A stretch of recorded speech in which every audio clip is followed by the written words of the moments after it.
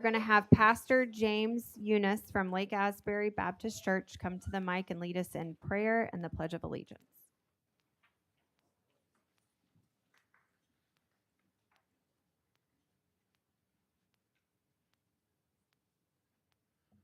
Stand with me, please. Gracious Heavenly Father, we come before you this evening with hearts full of gratitude for the opportunity to serve our community. Thank you for the students, the teachers, the staff, the administrators, and the families of Clay County. As we enter this summer season, we ask for your protection over each one. Keep them safe, healthy, and refreshed. May this time away from the classroom be one of rest and renewal, physically, mentally, and spiritually, and may you draw many hearts closer to you. Lord, we seek your wisdom tonight. Your word tells us that if any of us lacks wisdom, we should ask you, the God who gives generously and without finding fault, and it will be given. So we ask in faith, without doubting, trusting that you will guide every decision made here. Help each board member and leader not lean on their own understanding, but in all their ways acknowledge you so that you would make their paths straight.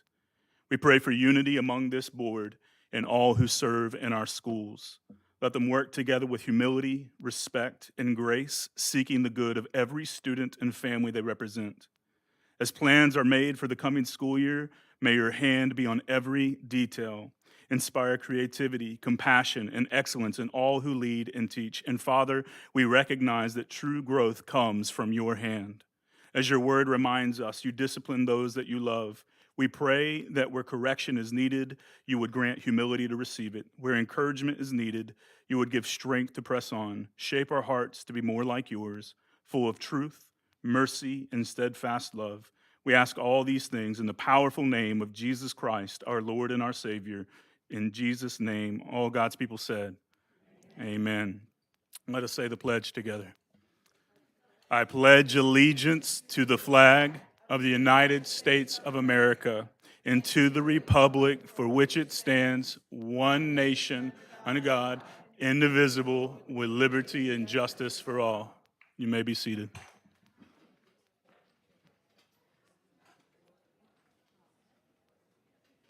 At this time, I call to order the June 5th school board meeting.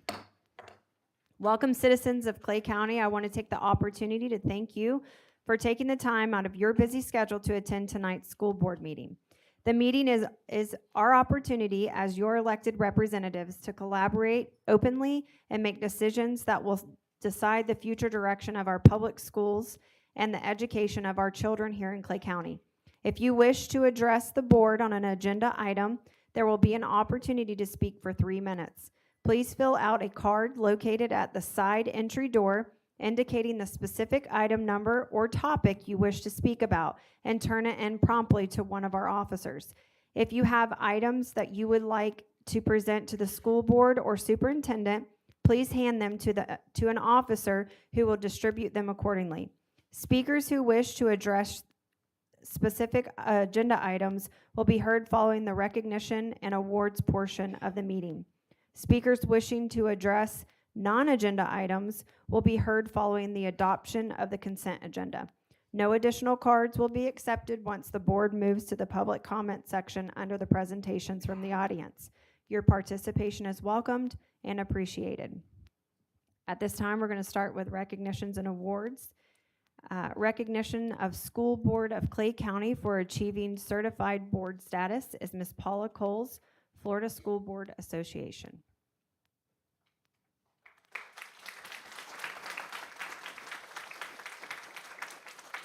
Good evening.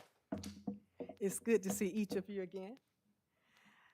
To the chair, Mrs. Skipper, vice chair, Mrs.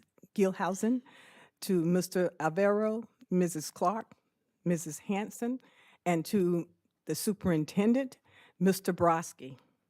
I am pleased to come tonight as a representative of the Florida School Boards Association Leadership Services team to present to you your recognition for achieving Master Board certification. I ask that all of you here tonight join me in congratulating this team.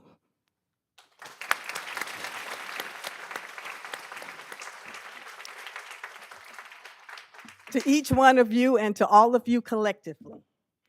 This is a prestigious recognition that reflects your dedication to effective governance, continuous improvement, and your steadfast commitment to providing the best educational environment for all of your students, staff, Clay County community, and beyond. And I say and beyond because I happen to sit by the Watts tonight, and Mrs. Watt was bragging on Clay County being #1 in the region. Am I right? That is a great feat. And that is a testament that shows that when the superintendent and the board works in a collaborative way, great things happen for not just our students, not just the teachers, not just the staff, but for Clay County. Your leadership as a superintendent and board member exemplifies excellence in school board governance. And this accomplishment is a testament to your hard work, collaboration, and vision for all of your students and the Clay County community. A job well done. I will now read the plaque, and it says, "The Florida School Boards Association recognizes Clay County as a certified master board. It has listed each school board member and the superintendent, and it is signed by the Florida School Boards Association President, Mr. Timothy Bryant, and the Chief Executive Officer, Andrea Messina." Again, congratulations. It was a pleasure to work with you all.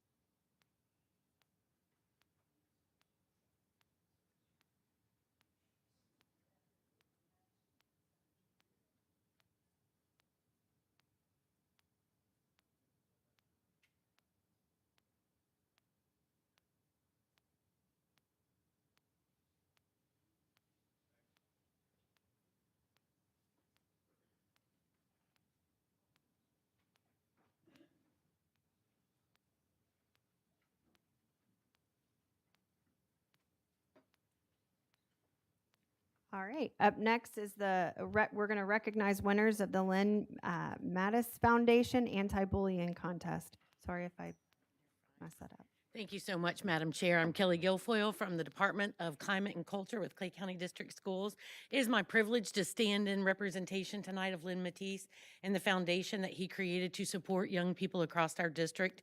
He supports and utilizes his platform of a Stop the Bullying campaign twice a year that he promotes students to offer any form of artwork. And we got some interesting entries this year, but they were all very fabulous. And we were so excited at the products that the students developed.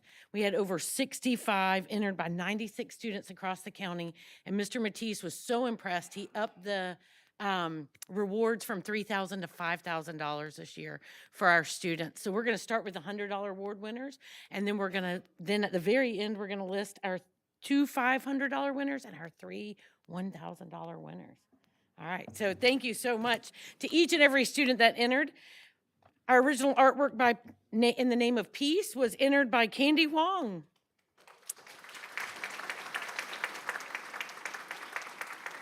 You're gonna come up and stay up. We're gonna put all the winners together. So we have several items for you as you come up. Yes, your principals are welcome to join you as well. I see Ms. Bathurst. You are welcome to join as well. Thank you so much. An essay, Stop the Bullying by Jordan Woods.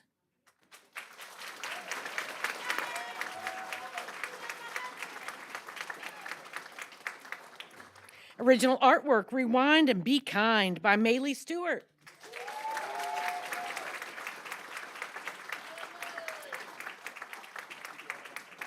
The anti-bullying video by Lily Aftuck and Mackenzie Havens.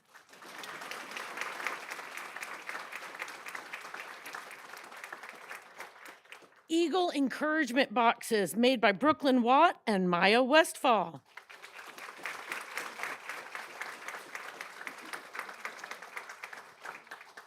The original service project, Kick Bullying Out of Our School, by Dalton Daniels, Jacob Masterosio, Michael Rushford, Ronald Walker, William Aviles, Colton Burgeon, and Alex de la Cruz.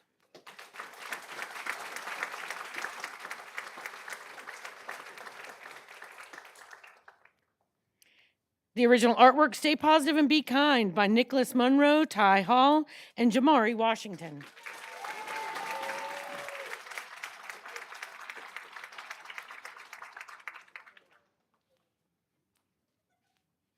Thank you, good job. The original poem, Instead of Break It, Make It, by Chloe Barrett.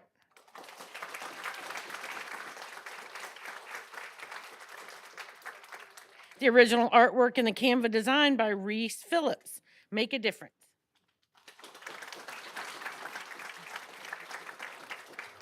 Original artwork, Kindness Makes the World a Better Place, by Arabella Melichetti and Zamira Chatley.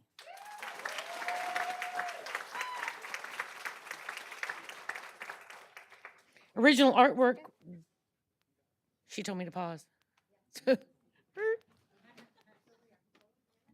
We have it. How are you?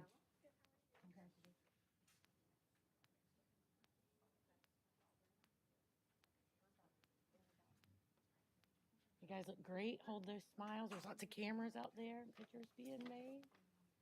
Love it. Thank you so much, Miss Ollie.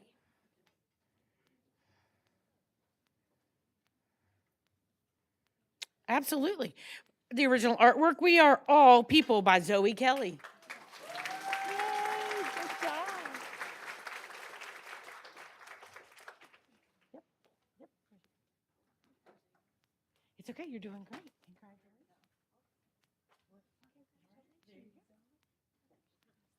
The original PowerPoint presentation and slides entitled Stop Bullying, by Naomi Mora and Taylor Linton.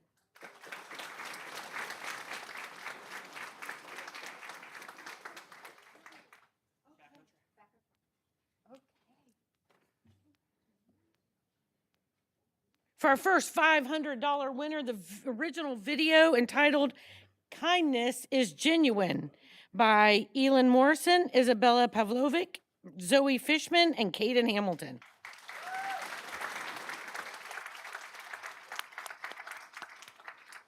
Congratulations.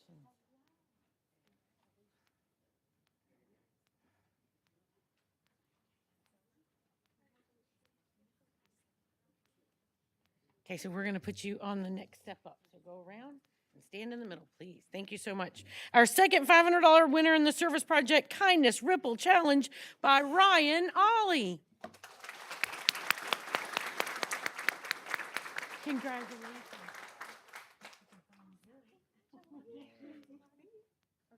That is Karen Ollie's son, Ryan Ollie. So it's a very special winner tonight from our department family in the middle.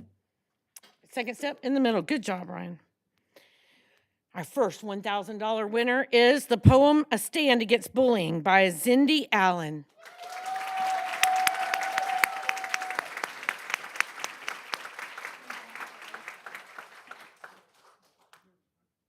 You are special too. We are thankful you're here up in the middle.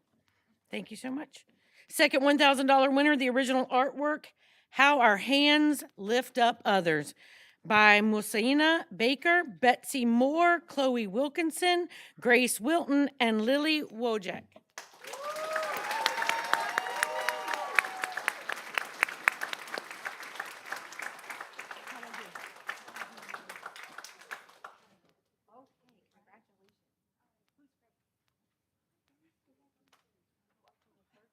Yep. Right this way, Grace, all the way up the stairs and in the middle.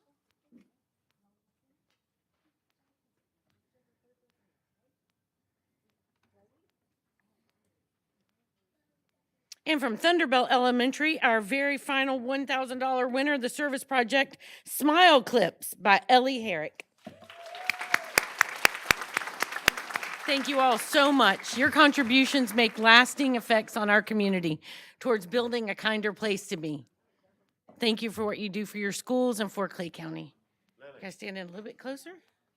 There you go.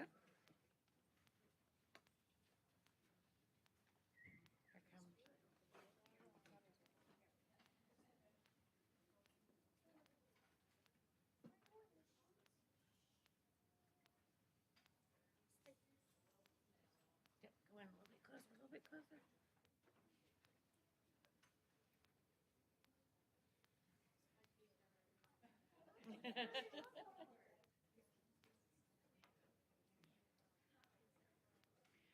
Again, thank you so much to Mr. Lynn Matisse and the support of his foundation, and to all the students who had entries. Thank you to all the parents that brought them out tonight so we could celebrate your children and their beautiful artwork and contributions to our community.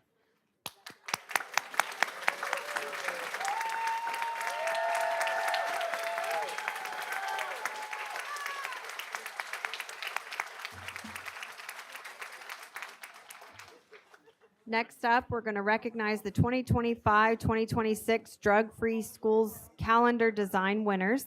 Ms. Karen Oley, Student Services Specialist, and Stephanie Gohagen, Clay Action Coalition.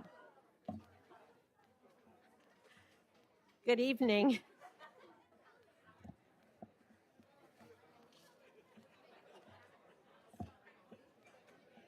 Well, it does my heart good to see the bullying prevention calendar contest winners. I'm actually Donna Wethington, not Stephanie Gohagen. Pardon? Oh, that's all right. And Stephanie's on vacation, so I'm here, and I am the founder and executive director of Clay Action Coalition. I want to first thank all of you, school board members, Superintendent Broski, for your collaboration with us over the years, for supporting us through this. In October of 1997 was the first time this calendar contest, which was actually spearheaded by the Department of Student Services way back then, and it has been continuing since then. We took the collaboration with Clay Action Coalition in 2004 with the school district. So we've been here over 20 years now, and we're proud to be a part of all this. Anyway, this is our traditional Drug-Free Schools calendar winners, and it's done during Red Ribbon Week every October of each year with our elementary school students. And we have our 2025 calendar here, and I do, when I call out the names and you come up, we're going to give you a certificate. If you would stand up here and hold the certificate open so that they can take pictures afterwards. And then I will have a packet for you with the extra calendars for the families, and we do have extra if you need more. We have 6 in each packet, along with our monetary winnings for all the calendar winners. And we have our cover overall winner and our inside cover winner, which is $100 and then $50. And the rest, well, I think it's $100 and $100, and it's $50 the rest. Anyway, like I said, I haven't done this in a couple of years, so I should have looked. Any other information you need from me? Because I'm going to get started. The front cover winner of this year's 2025 calendar. By the way, Life is a Puzzle, Solve It Drug Free was the national motto of the Red Ribbon Week for this year. But the calendars, as long as they have a clear no-use message for drugs and to live your life healthy and drug-free, that was the main emphasis behind the calendars. Our front cover winner, Aria Perry, a second grader from Lakeside Elementary.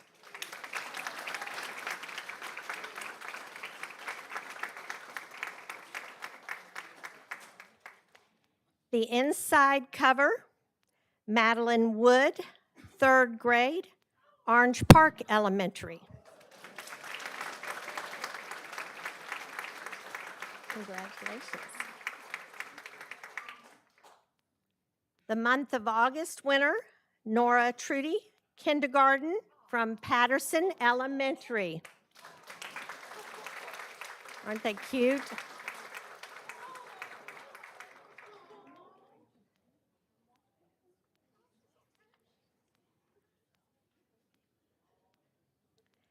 September, Avery Dalton, 5th grade, Lakeside Elementary.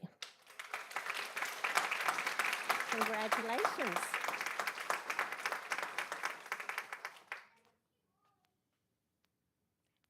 October, Averill Akers, 6th grade, Patterson Elementary.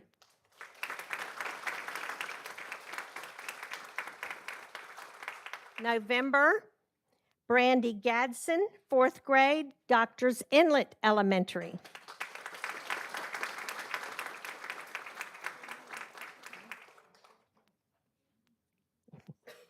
December, Cameron Barthel, 5th grade, Spring Park Elementary.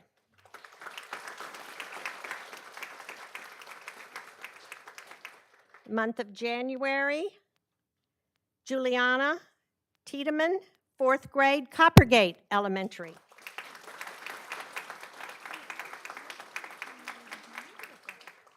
Month of February, Alacia Washington, 1st grade, Argyle Elementary.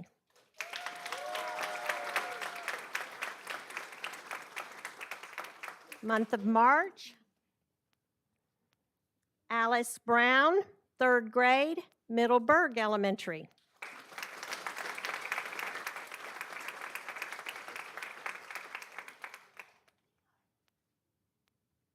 April, Maxwell McCroskey, kindergartner, Orange Park Elementary.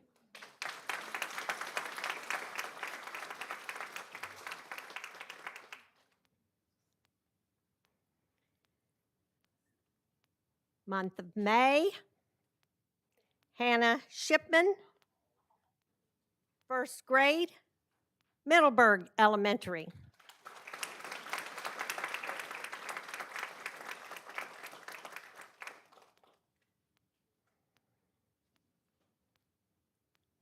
Thank you. June, Grace Harper, 5th grade, Fleming Island Elementary.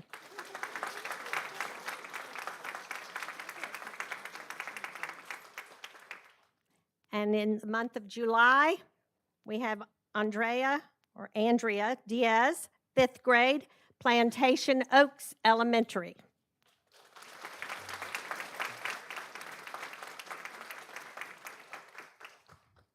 Congratulations to all of y'all.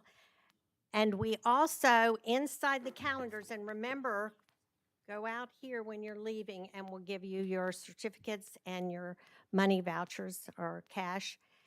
But remember, for all the parents and even the community members, we hand out these calendars. We give them free, about 100 or so each to some of the Publixes and our sponsors. Each of them have a bunch of calendars, so you can get these calendars. You can call our office. It's inside here if you'd like a calendar. But it has all the early release dates and when report cards go out, and it also has some messages and information for parents as well inside and resources listed. So it's a valuable tool. If you'd like to use these, just call our office and we can get you one, okay? Thank you. Thank y'all again. Congratulations.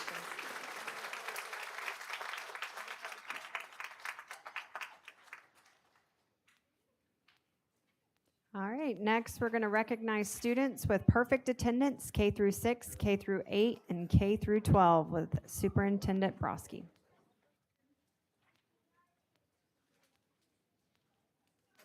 All right, I'm excited to be here and to give this award. This award, I think I've only done this one other time in my 5 years here in Clay County Schools, where persons had perfect attendance throughout their entire career in school.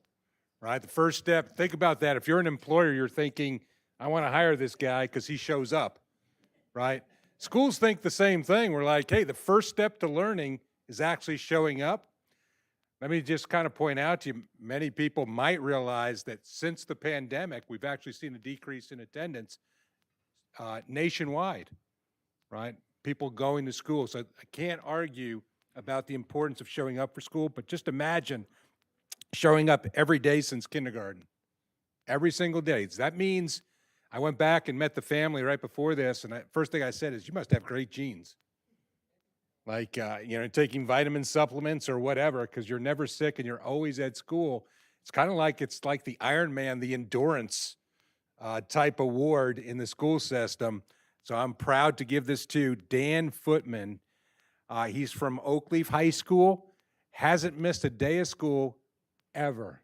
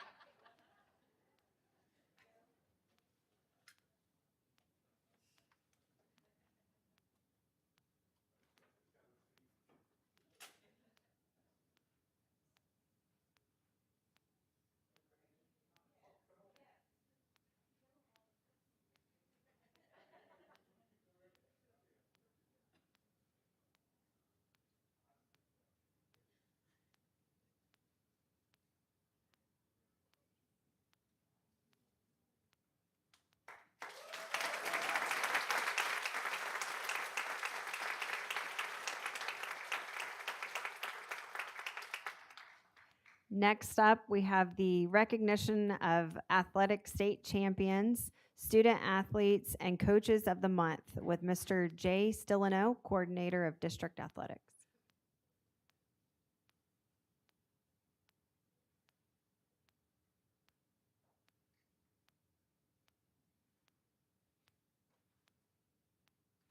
You know where you're staying quick when everybody gets applause and they call your name, no applause. You're like, man, where do I stand on this totem pole?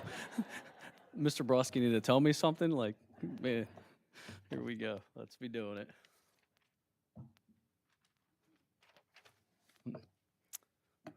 First, before we get started, I know I sound like a broken record every time I stand up here, but I can't not point it out. Thank you, Mr. Broski. Thank you, school board, for allowing us to come and recognize all these amazing coaches and student athletes. It's special here. So anytime that they get a chance to achieve at this level, I think we should certainly be recognizing them. So thanks for carving out some time to allow us to do that. I know you guys don't have to do that, so thank you guys. All right, before we start talking about individual things that we've done, we have to talk about what's truly important to me and what I'm extremely proud of, and that's our cumulative GPA. So across the entire year, all 168 programs, a 3.321 GPA.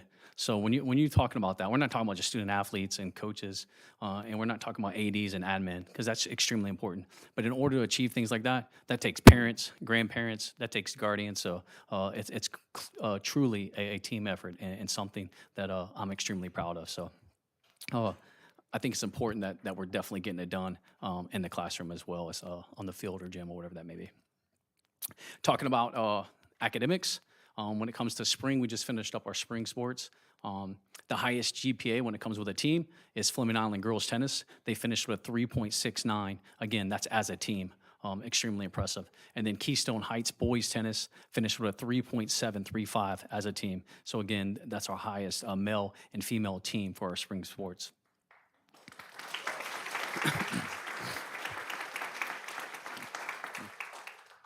It's important. Like in life, you know this, right? You got to reward the behavior that you want. So we have to make sure we're telling these kids, we can't just say, hey, it's important to get good grades and never reward them or talk about those things and then expect those things to happen. Life don't happen like that. So kudos to those individuals. All right, let's start talking about our state champs. So anytime you have a chance or an opportunity to talk about state championships, it's a good day. Like it's never a bad time to talk about state championships. And so again, Clay County, we're so lucky to have such special individuals, not just student athletes, but coaches and people around them to guide them and help lead them to that ultimate goal of standing on that podium. Our first state champ, a young lady from Fleming Island High School, Michaela Shavers, the 3A state champ in triple jump. She also got her name called and got to stand on that podium when it came to the long jump too. Awesome young lady, fun to hang out with and take a couple pictures with. But congratulations, Michaela Shavers.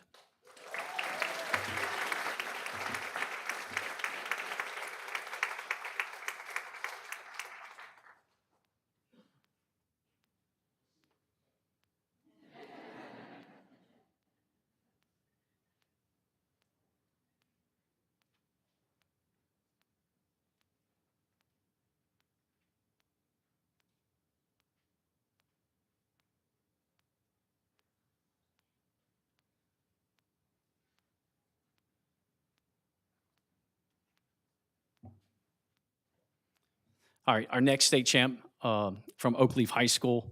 This young man in boys weightlifting won the state title in 3A traditional. So in weightlifting, you have traditional and you have Olympic. So this young man won the 154-pound weight class in traditional, and he had a total of 625 pounds with a 305-pound clean and jerk and a 320-pound bench. Also, this young man got his name called when it came to Olympics weightlifting. He finished third in the state in that too, and that's Noah Shevchuk. Noah Shevchuk.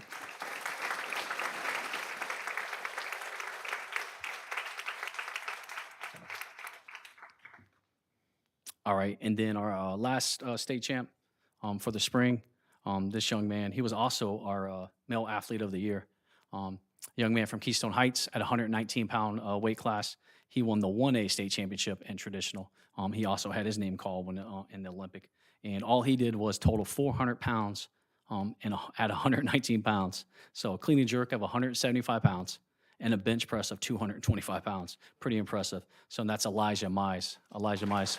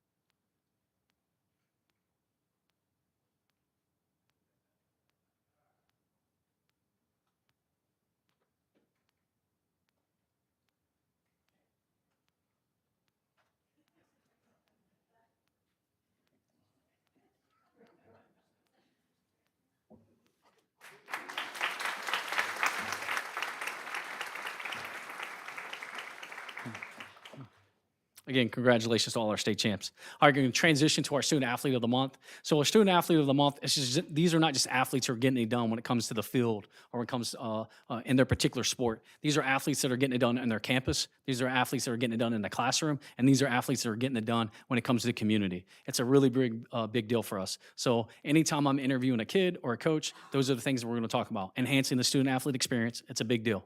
All right, and then servant leadership. What are you doing in the community? If we're asking these people to pour into us, what are we doing for them?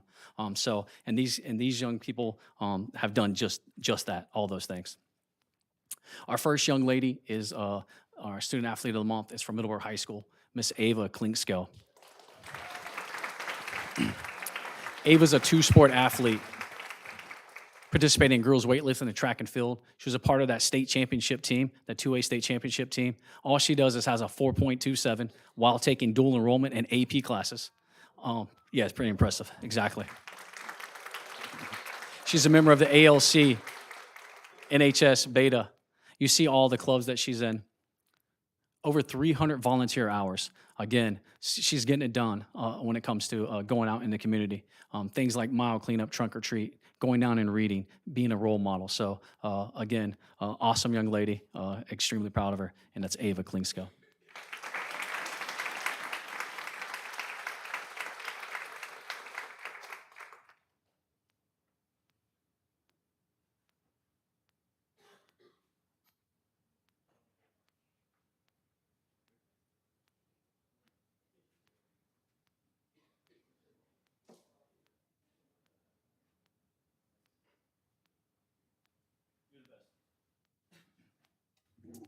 All right.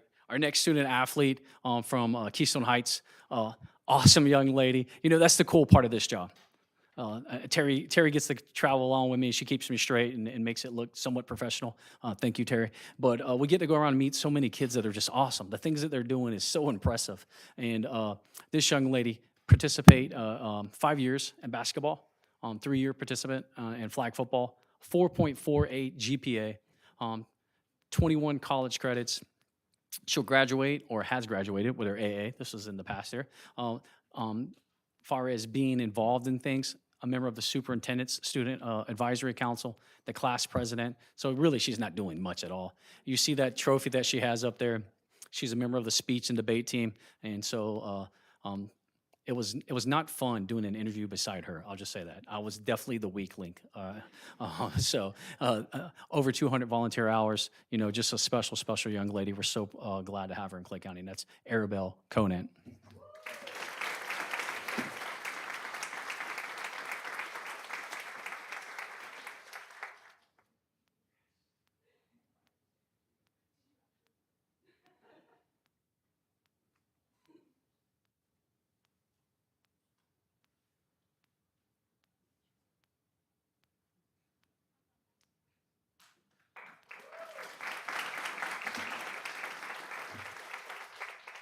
All right, next young lady, student athlete, Charlie Maddox. Awesome kid. So we started a district athletic leadership council this year just to kind of see what's happening on their campus. And Charlie was a part of that. And just to hear the dialogue taking place and constantly seeing Charlie kind of leading those discussions too was pretty awesome. Three-year softball player, pretty decent, FACA 6A player of the year. She has a 4.69 GPA. She'll be going to Dartmouth College to play softball. Guess that's pretty impressive, right? And then you can see the things that she's involved in far as clubs and when it comes to community. Obviously, she cares a lot about Little League and softball and giving back. So, and that, again, that's Oakley High School, Charlie Maddox.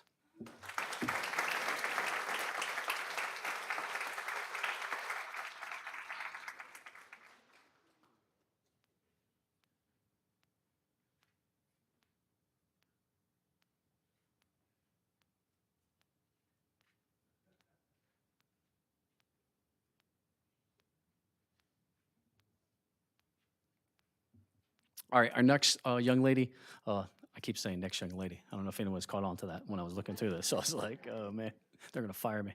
All right, so Clay County Student Athlete of the Month from Keystone Heights, Cadence Massey. 3-sport athlete, by the way, 3-sport athletes, they're unicorns. They really don't exist. So if you're doing all the things that she's doing and maintaining a 4.49 GPA, she's getting it done. You know, all while being an ACE student. ACE is it's so challenging, it's so rigorous, and being involved in ALC, doing 102 volunteer hours. Like, it's just extremely impressive, the things that she's getting done. Again, getting it done in all 3 phases there, and that's Cadence Massey.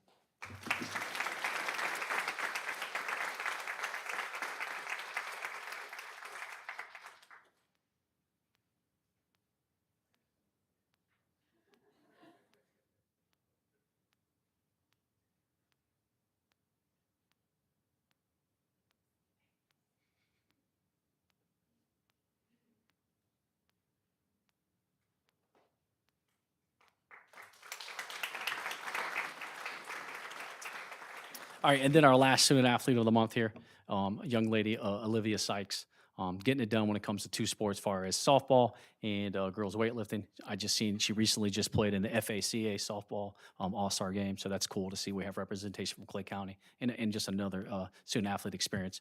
4-year ACE student, graduate with her ACE diploma. She's also an AP student. All she's going to do is attend Brown University. All right. You can see she's a member of ALC, NHS, volunteers at the Field of Dreams. Just again, we're so blessed and so lucky to have student athletes like this in our county. Again, Fleming Island High School, Olivia Sykes.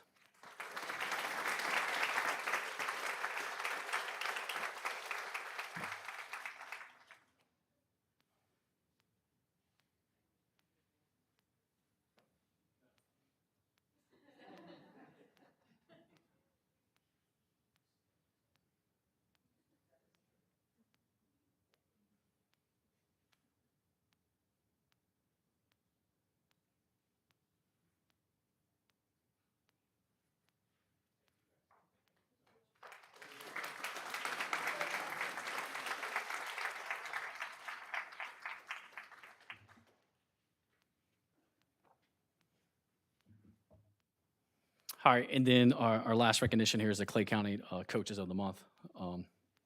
Man, how lucky are we in Clay County to have leaders like that on our campus doing the things that they're doing daily, you know? As Mr. Brodsky says, no one gets paid enough, you know, no one gets paid enough, and we know that. So for them to show up every single day and do what they do just because of the love and the passion they have, we're extremely fortunate here. So our first Coach of the Month, again, as I said, when it comes to being a Coach of the Month, our two pillars are, how are you enhancing the student-athlete experience on your campus? All right? And then what are you doing for servant leadership? If you're not doing those two things, you're not going to be Coach of the Month. That's great that you won and have some wins. Awesome. We can find those people, no disrespect. All right? But you have to be doing all those things. And this guy gets it done. You're talking about someone who loves his school. All you have to do is just hang out around this guy for about 30 seconds, and you're ready. I want to play. Like, where's the helmet at, Coach? Let's go. Let's get it done. Head football coach there at Oakleaf High School, led his team to a lead 8, defeated the #1 team in state over there at Nice. I was at that game. It was awesome. When you look up here, you see FACA and Mercer football camps. And not just, when you talk to Coach about that, he's not just taking his kids there for exposure, because that's what he's trying to do, right? These kids have a goal to play at the Division I, but a lot of these kids have never been on a college campus. So it's not just college scouts seeing them, it's them being exposed to a college campus. And I understand that. That hits home for me because I was one of those kids, right? Team bonding, just hanging out and understanding the importance of being together. He gets it. He understands the big picture. It's bigger than football. And then obviously you can see the community impact when it comes to the walk and roll there at OVA, the Christmas parade, just constantly getting it done, a family type atmosphere over there. And that's Oakleaf High School head football coach, Chris Foy.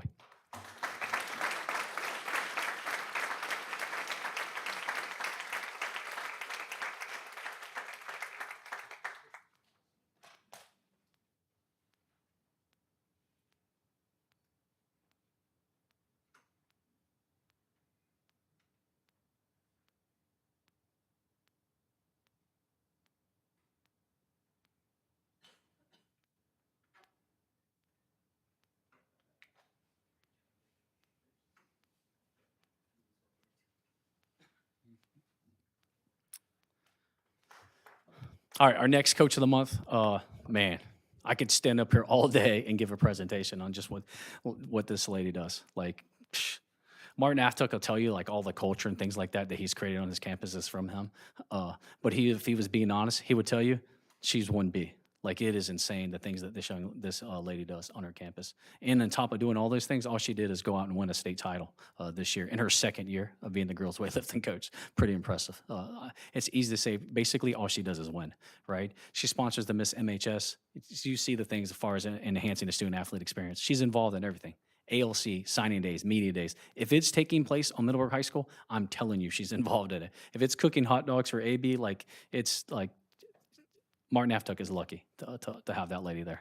Let's just say that. I know Mike Pickett said we're not supposed to compare, so I'm sorry, Mr. Pickett, but he's lucky to have Rihanna Weiskopf. So Clay County Coach of the Month and Female Coach of the Year in Clay County is Miss Rihanna Weiskopf.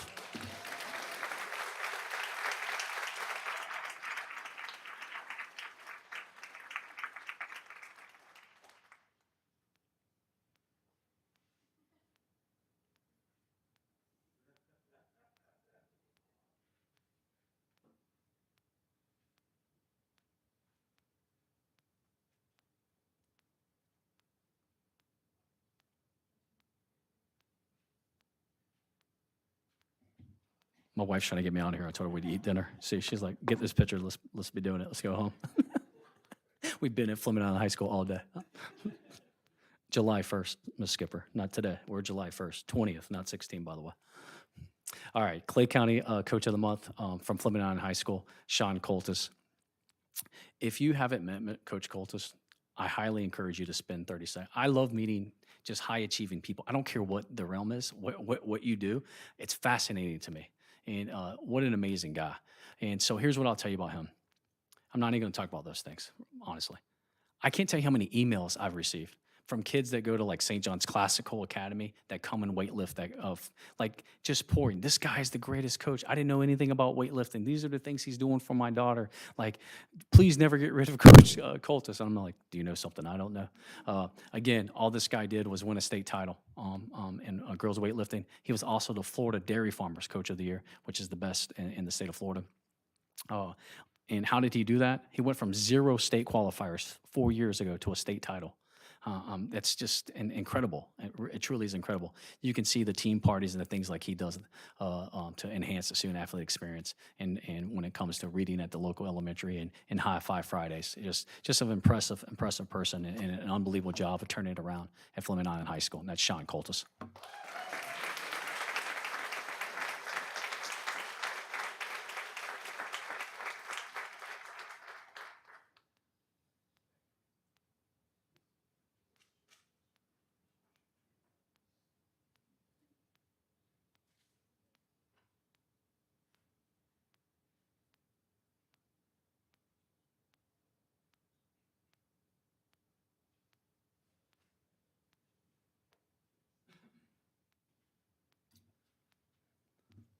All right, Clay County Coach of the Month, Coach Neesmith over at Orange Park High School. I think, is Coach here? Yep. Okay, awesome. There was a basketball camp going on. If there's a basketball camp somewhere in the state of Florida, our clinic, Coach Neesmith's there. You know what I mean? And it's not just for him. It sounds like that's for him. It's not. It's to expose his kids.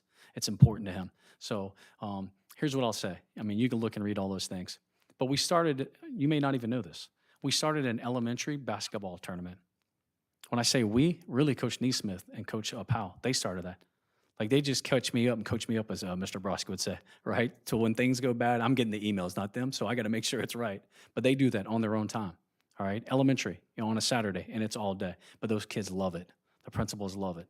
It's awesome. So we go from there. Then all of a sudden we did a junior high all-star game. Again, these guys, Coach Neesmith and Coach Powell, are running that thing, all right? Then we go from there and we add volleyball. Then this year, we add a junior high baseball and softball. And all I hear is just positive. It's a long day, so I'm not going to lie to you. It's Saturdays. These guys ain't getting paid no money, zero. You know what? And it's not even really directly impacting their campus. They just love kids. He just loves kids, man. That's what he wants to do. As you can look up there, he's the girls basketball coach over there. Won a district championship. I could talk about the college experiences and all those things, but as you can tell, he's a special coach, a special person, and we're lucky to have him. Coach Neesmith.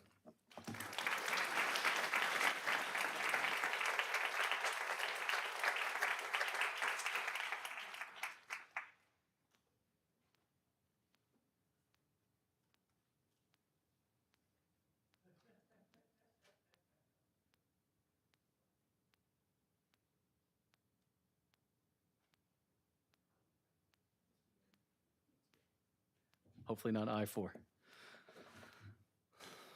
All right, then the last guy. This guy, all he does is coach basketball and flag football. That's it. Oh, yeah, by the way, he's actually the athletic director on the campus, too. He's just glutton for punishment. His family don't see him. Like, so if you see, like, posters anywhere with his picture on it, you know why. Like, he's just lives at Clay High. 2020, Highway 16 West.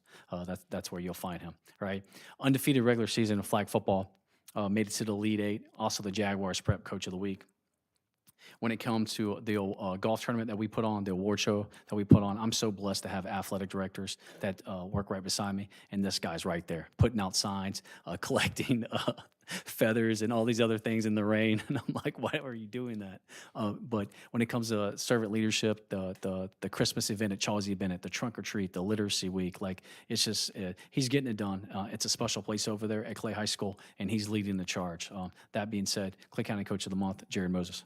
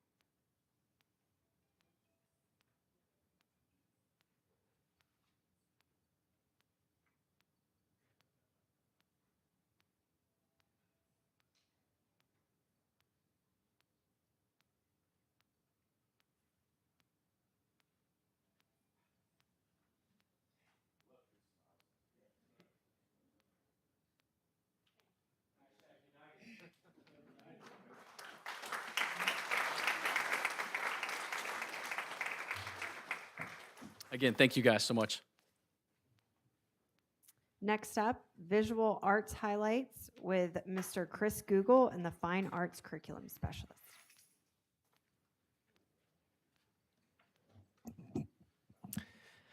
Good evening. Tonight, I'm excited to highlight one of our highest honors in the visual arts in Clay County Schools, the annual Student Art Show Best in Show Award recipients. In mid-May, we held the 36th annual Student Art Show at the Thrasher Horn Center. The event highlighted elementary and secondary art galleries with over 2,500 student pieces, a family engagement room, live artists, an opening celebration including food trucks, over 3,000 visitors, and an award ceremony. Each year, as part of the art show, our secondary art teachers work with their students to submit the best of the best art pieces that their students create. These works are digitally uploaded prior to the art show and sent out to various art professionals to critique and judge the artwork. This year, we had a record 750 student submissions between all of the categories, including junior high and high school, two-dimensional and three-dimensional art pieces. The official judges spent hours analyzing the students' work, looking beyond the content to notice the technique and the skills demonstrated in the student art. The Best in Show award is reserved for the judges' top selection in their respective categories, and there's only one in each category. This evening, I would like to recognize those students who earned this distinct honor of Best in Show recipient. I recognize that students may not have been able to attend this evening. Some had transportation issues, also because school had ended. However, students, if you are in attendance, as I call your name, please come to the front to accept your recognition, and then remain at the front until the last student is recognized, at which time we can take a photo. So the Best in Show High School three-dimensional winner is Adrielle Brown, an 8th grader at Lakeside Junior High, whose art teacher was Sandra Wiggins. Adrielle's artwork was titled Bluebird.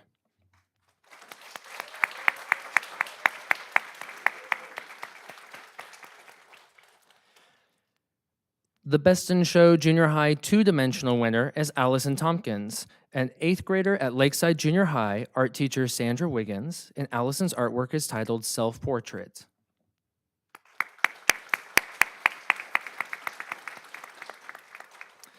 The Best in Show High School three-dimensional winner is Adrian Van Bargen, an 11th grader at Orange Park High School, art teacher Tracy Tanner, and Adrian's artwork is titled Counting Sheep.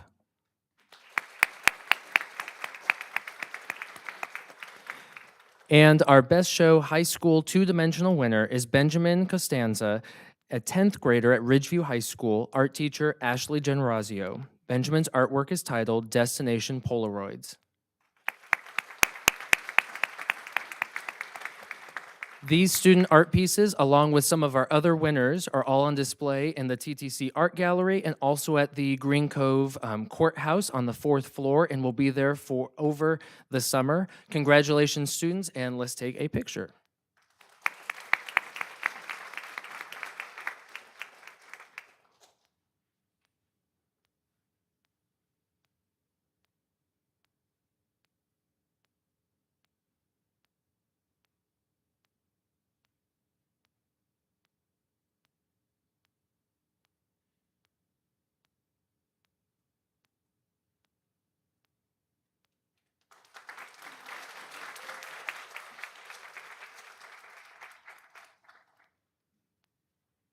All right, next up is the Miss Mary Owen, Social Studies Curriculum Specialist, to recognize Social Studies Teacher of the Year.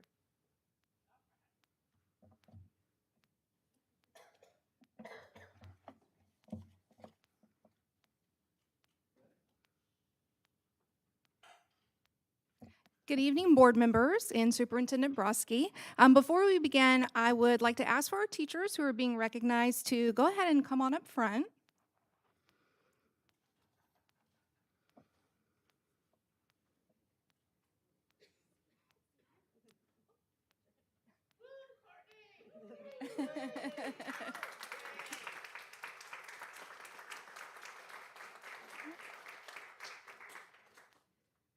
Each year, the Florida Council for Social Studies provides us with the opportunity to recognize our outstanding social studies teachers. Superintendent Brodsky once again invited our teachers, administrators, staff members, students, and parents to nominate social studies teachers who inspire creativity, passion, and civic-mindedness within our students. Tonight, we will recognize 6 teachers who were selected for the following award categories: Warren Tracy, Beginning Teacher, Excellence in Teaching History, Clay Civics Champion, and Outstanding Social Studies Teacher for elementary, junior high, and high school. It's an honor to introduce you to the exceptional educators who were selected. We'd like to start by recognizing our Warren Tracy Beginning Social Studies Teacher recipient, Miss Tammy Shannon, a third-year social studies teacher at Orange Park High School. She was nominated for the passion, creativity, and dedication she brings to her classroom every single day. As a teacher, she has empowered students through engaging discussions and collaborative projects in her social studies classes. I've witnessed firsthand how Ms. Shannon consistently goes above and beyond to support her students, ensuring her classroom environment is welcoming and positive, where they feel safe and supported as they navigate the demands of high school. Her commitment to student success is truly inspiring, and her students grow immensely in their understanding of the world and their role in it. A testament to her commitment to her students, she is currently in Europe chaperoning a school trip, so she is unable to be here tonight, but we are so lucky to have her in Clay.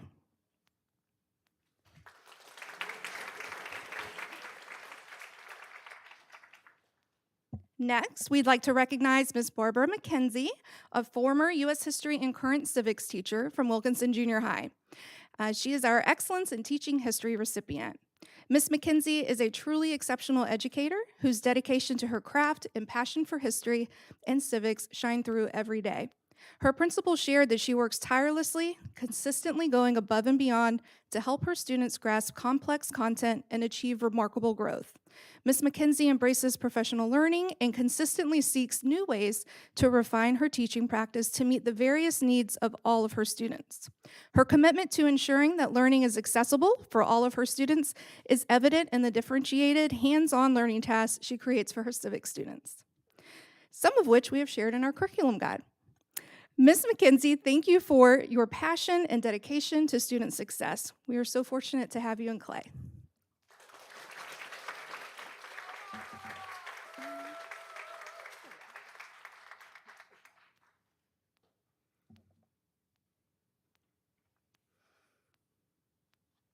Both Ms. Shannon and Ms. McKenzie are in the process of submitting paperwork to compete for the state award, which will be announced in October.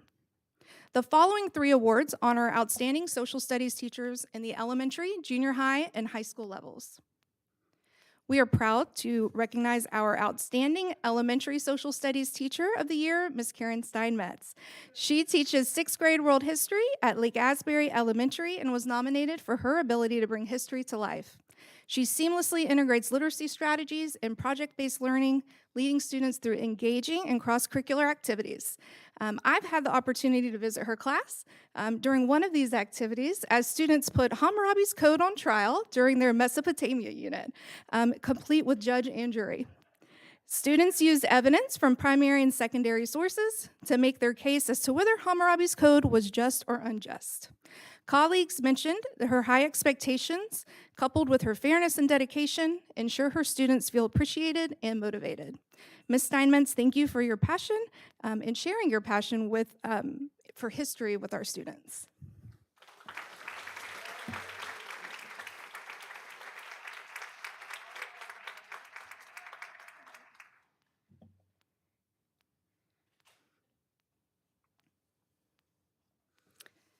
Next, our outstanding junior high social studies teacher recipient is Ms. Courtney Clanton, a social studies teacher. That's right. At Bannerman Learning Center, Ms. Clanton truly shines in her work with students with disabilities across multiple grade levels. Her principal shared that Ms. Clanton is more than just an educator. She is a master of making history come alive for our students with emotional and behavioral disabilities. In every lesson she writes, she builds a bridge between history and today, and between every student and their full potential, proving that patience and creativity are a powerful combination. Ms. Clanton consistently seeks out professional learning opportunities to grow in her practice, attending workshops focused on differentiated instruction and innovative approaches. Ms. Clanton, thank you for your commitment to making social studies accessible and engaging for all learners.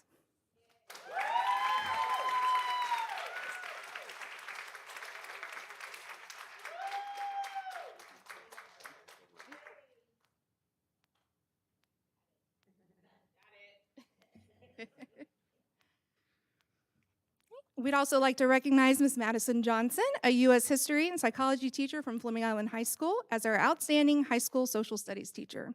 Ms. Johnson is an exceptional teacher who builds positive relationships with her students through a blend of humor and compassion, as she consistently aims to ignite excitement for history in every single one of her students. Her principal shared that Ms. Johnson is a remarkable social studies teacher who empowers every student to feel seen and valued through her intentional lessons that spark curiosity and engagement. Her impact is evident in her students' outstanding performance on both state and district assessments. She is a true team player, always ready to assist anyone, and her deep love for what she does shines through in her classroom every single day. Ms. Johnson, thank you for your compassion and dedication to teaching social studies.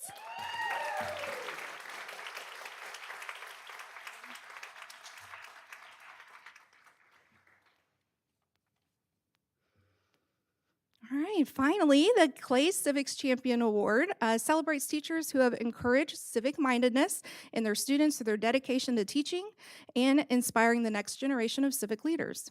We're excited to recognize Ms. Sharon Moore as the recipient of this award. As a former civics teacher and current U.S. history and government teacher at Ridgeview High School, Ms. Moore has long been a champion of civic engagement, finding new ways to consistently connect classroom learning to real-world experiences. Last year, she hosted Congressman Aaron Bean, who spoke with her government students and answered their questions regarding legislation that impacted them directly. Ms. Moore also fosters connections with our local government through her collaborations with the Clay County Clerk of Courts and the Supervisor of Elections. She has hosted Clerk Tara Green, allowing students to learn more about the critical role of citizens in the trial process. Each year, Ms. Moore collaborates with the Clay County Supervisor of Elections to educate and empower our students as future voters through her organization of the annual Voters Registration Drive. This school year, she also coordinated a school-wide mock election, providing Ridgeview students with invaluable firsthand experience in the voting process. I've had the opportunity to see firsthand students engaged in one of our most sacred democratic processes. She is also planning an exciting school trip to Washington, D.C. for the upcoming school year, providing students with the opportunity to visit key places in our national seat of government. Ms. Moore, thank you for your deep commitment to student learning and civic education.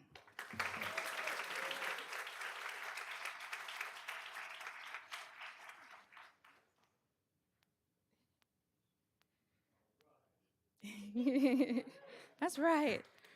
We're so proud of these teachers and their commitment to social studies education and the students of Clay County. Let's go ahead and give them one more round of applause.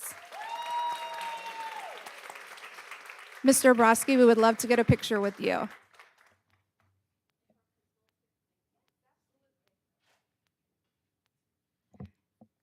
If you are a principal or administrator and would like to come take a picture with your teachers, please do.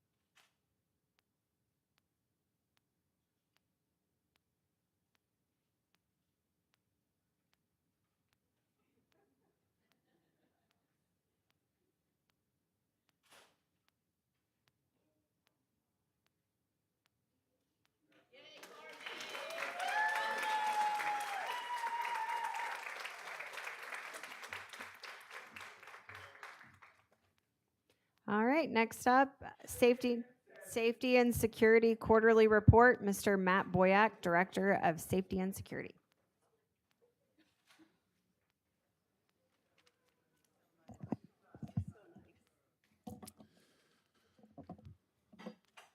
Superintendent, Honorable School Board, and members of the Clay County community.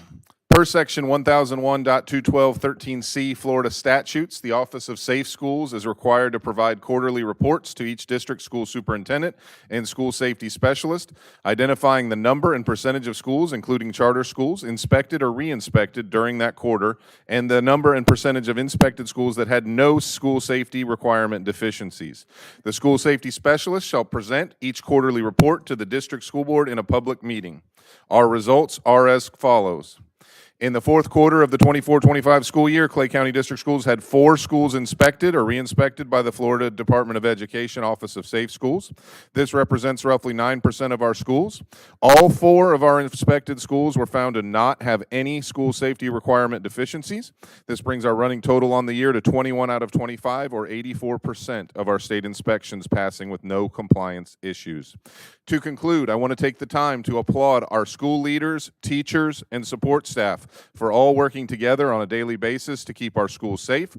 There were numerous challenges thrown our way this year, but as Clay County does, everyone rose to the challenge and exceeded expectations in prioritizing safety.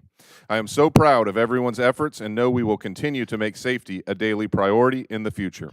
Finally, I would like to let the public know how seriously their school board and superintendent take school safety. I greatly appreciate their passionate support and guidance as we continuously go above and beyond to keep Clay schools safe. Thank you and stay safe. Thank you, Mr. Boyack. There is no school showcase. It will, at this time, it's the last call for comment cards. And at this time, presentations from the audience addressing specific agenda items. And I just want to add, if there is an agenda item for a public hearing, you'll just come up at that time instead of at this portion. So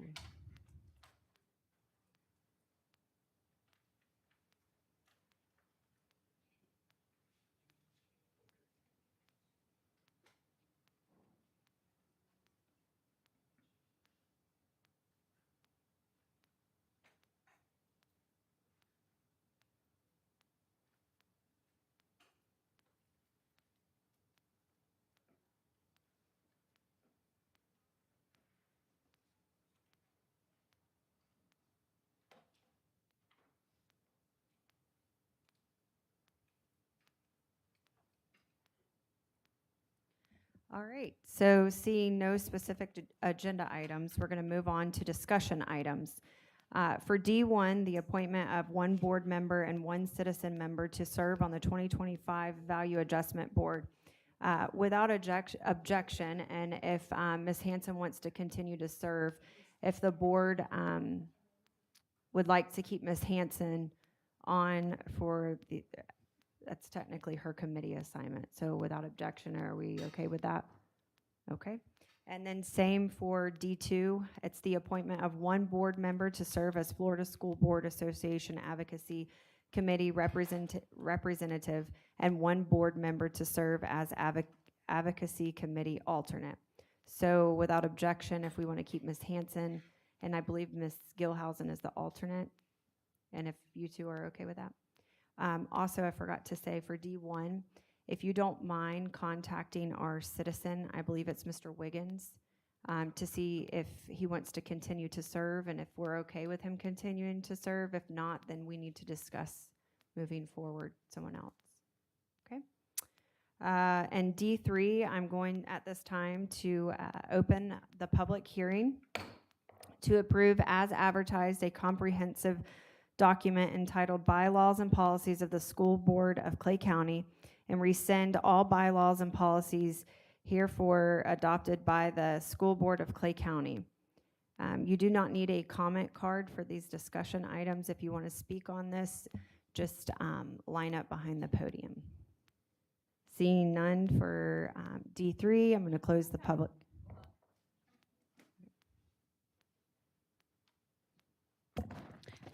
Good evening. My name is Tanya Casson. My address is on file. I would like to take a couple of seconds and just express to you guys that I know that you guys have worked incredibly hard on drafting these new policies. The ones we had were outdated. This is long overdue, and that work is appreciated. That being said, I am kind of saddened by the fact that we did not have any opportunities for the public, the parents, to really come together and be able to provide insight and feedback, thoughtful, meaningful feedback about these policies. There are over 500 of them. It took over a year to get done, and not one single opportunity, not one forum, not one town hall, and even worse so, parents have not had access to the actual documents you guys have been discussing for the past year. I have asked for those documents. The very first workshop that you guys had, and you were discussing them, I was like, well, I cannot even understand what they're talking about because I don't have the documents. I requested to get the documents. I was told that you need to do a public records request. I put in a public records request and I got the feedback, and it was just really too expensive for me to be able to afford to purchase access to the documents you were reviewing. Which that's kind of sad. We should have had access to that. So we can't give meaningful feedback on things that we cannot read and we cannot understand. I did send some emails to the board, and I was told that maybe perhaps I should have went and looked at other districts' policies to figure out which ones were done by Neola. There's 67 districts, and figure out which ones of those that we should probably maybe have been applied at Clay County. That's not acceptable. It's certainly not acceptable. It's certainly not something that anybody has time to do. And I was told that it's really not that complicated. It is. Looking at 67 counties and what policies they have to try to figure out what might be a Clay County policy is very, very complicated. Another thing that I want to talk to you guys about, I want you to imagine that you're at home and you're watching these workshops, because it was suggested if you watch the workshops, you'll be informed. No, because I watched the workshops. This is what the workshops sound like to someone that is at home listening. 7540.8, and we're missing a word shared. Oh, yeah, it would be right. Farther on, it could be on page 107. 107, kind of like in the middle. If you're trying to understand what's going on with these policies and this is all you have to go by, this is not, it cannot be considered transparent, and it cannot be considered an opportunity for parents to have a meaningful understanding of what these policies are. With that said, I'm urging the board to maybe postpone this vote and give the parents an opportunity to really be able to read through these policies and provide some meaningful feedback. Thank you.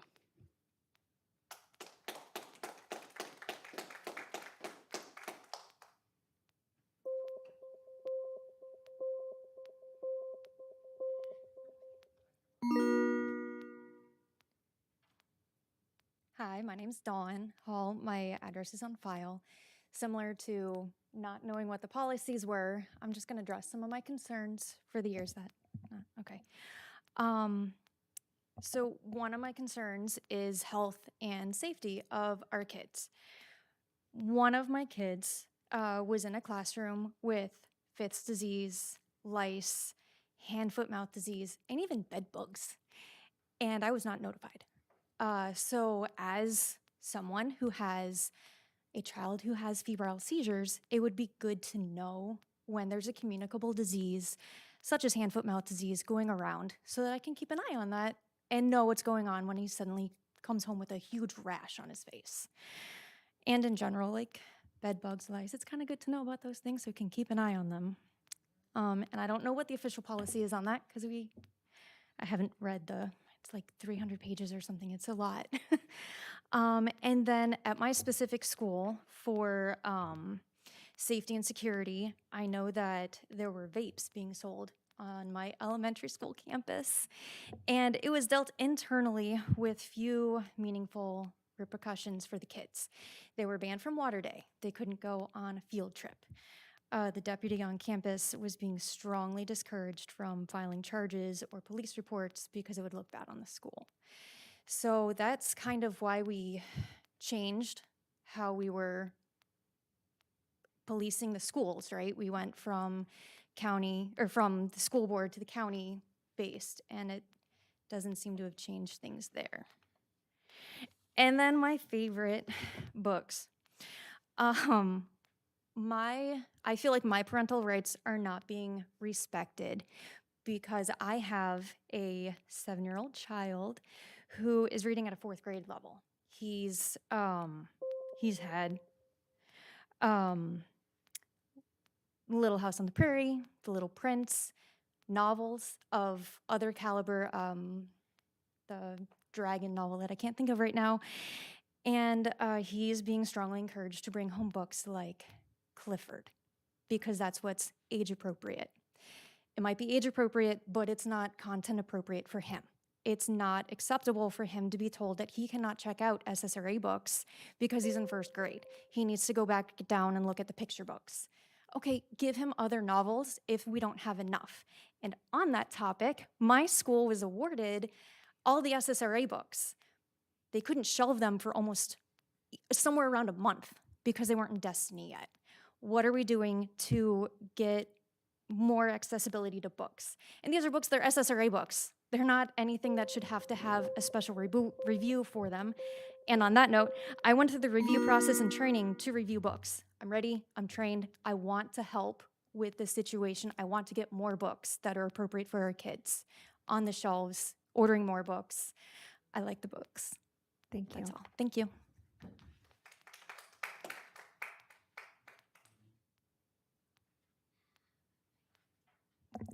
Hi, my name is Judith Chappelle, and my address is on file as well.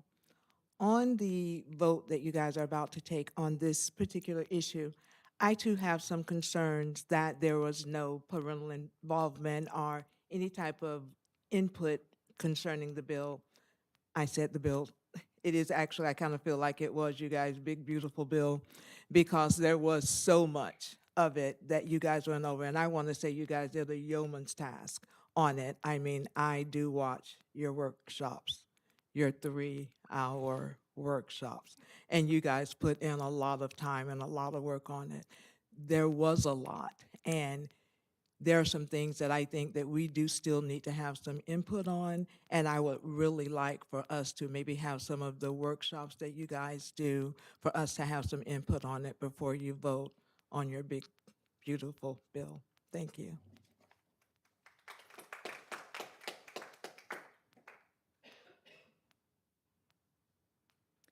Okay, seeing no more comments, I'm going to bring the public hearing to a close and bring the vote back to the board. Can I get a motion for approval of D3? I'll move approval. I have a motion from Ms. Gilhausen. Can I get a second? I'll second. I have a second from Ms. Clark. Any discussion? All in favor signify by saying aye. Aye. Any opposed? Motion carries 5-0. Madam Chair, if I can be recognized. Yes, sir. Yeah, I recognize the constituents, concern, because it is a lot. It's 500 policies, we get that. But I'd also point out that the policies that are adopted now can always be changed, right? This is not a forever deal. So if there is something that the board deems needs to be revisited, they can revisit those things. It's an enormous process. In fact, I would just say 36 years, this is probably the biggest project that we've ever undertaken as a district. So I applaud the board for their tenacity in doing that, and staff and all the work they had. Tom from Neola's out there. Tom, can you wave? Okay, Tom's been a great partner. Has been there for every board workshop related to this. So I hear the concern, understand the concern, and it can always be revised is what I would say. So thank you so much. Thank you, board, for the hard work. Next up, we have a Human Resource Special Action A. Can I get a motion? I'll move approval. I have a motion from Ms. Gilhausen. Can I get a second? A second. I have a second from Ms. Hanson. All in favor signify by saying aye. Aye. Any opposed? Motion carries 5-0. And there is a Human Resource Special Action B. Can I get a motion? I'll move approval. I have a motion from Ms. Hanson. Can I get a second? Second. I have a second from Mr. Alvaro. All in favor signify by saying aye. Aye. Any opposed? Motion carries 5-0.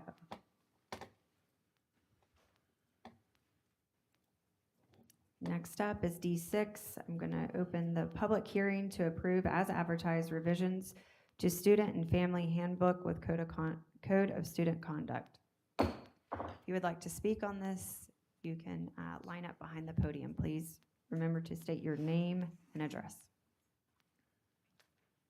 My name is Tanya Casson. My address is on file. I'm going to ask you to also maybe postpone a vote on this. I've read through it, and what I think, and I appreciate that you guys did all this work, and I know it was hard, and I know it was a lot, because I have spent the last couple weeks of my life trying to read through all 500-something policies, including the Student Code of Conduct. I want to stress something to you. It is going to take months for you to redo something that might be egregious.